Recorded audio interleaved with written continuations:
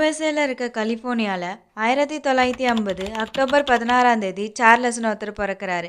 இவர் delta airline நிறுவனத்தில் ஏஜென்ட்டாகவும் Salt Lake விமான நிலையத்தில் பணியாற்றிட்டு வந்தார்.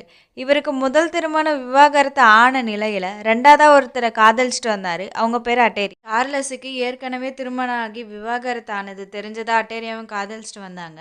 இந்த நிலையில் வென்யூஸ் விமான நிலையத்தில் சார்லஸ் வேலைக்காக அப்ளை செஞ்சுருந்தாரு. இந்த வேலை மட்டும் கிடைச்சா அட்டேரியாவை கல்யாணம் பண்ணி செட்டில் ஆகலான்னு முடிவும் செஞ்சார். இன்டர்வியூக்காக 2008ஆம் ஆண்டு செப்டம்பர் 12ஆம் தேதி லாஸ் வேகஸ்லேருந்து மெட்ரோ ரயில் மூலம் முர்பாக் செல்ல திட்டமிட்டிருந்தார்.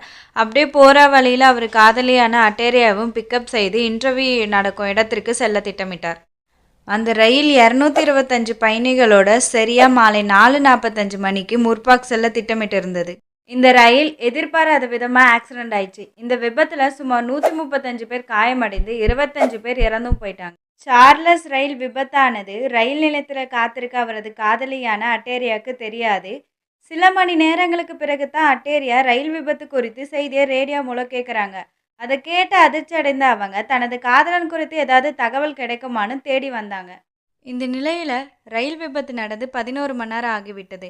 இந்த 11 மணி நேரத்துக்குள்ளே சார்லஸ் செல்ஃபோன்லேருந்து 35 முறை அவர் குடும்பத்துக்கும் மற்றும் உறவினருக்கும் ஃபோன் வந்தது. இந்த ஃபோன் வந்ததை பார்த்து அவரது காதலி அட்டேரியா தனது காதலன் உயிரோடு தான் இருப்பார் என நினைத்து ஃபோனை எடுக்கும்போது ஆப்போசிட்டில் வெறும் அமைதி மட்டுமே நிலவியது. மாலை 4:45 மணிக்கு நடந்த விபத்து மறுநாள் அதிகாலை 3 மணி வரையும் அவர் செல்ஃபோன்லேருந்து விட்டு வேறு நபருக்கு கால் வந்தது. 3 மணிக்கு பிறகு யாருக்கும் கால் வரவே இல்லை. அதிகாலை 4 மணிக்கு இடர்பாடுகளிடையே சிக்கியிருந்த சார்லஸ் உடலை மீட்டனர். ஆமாம், சார்லஸ் இறந்துட்டார்.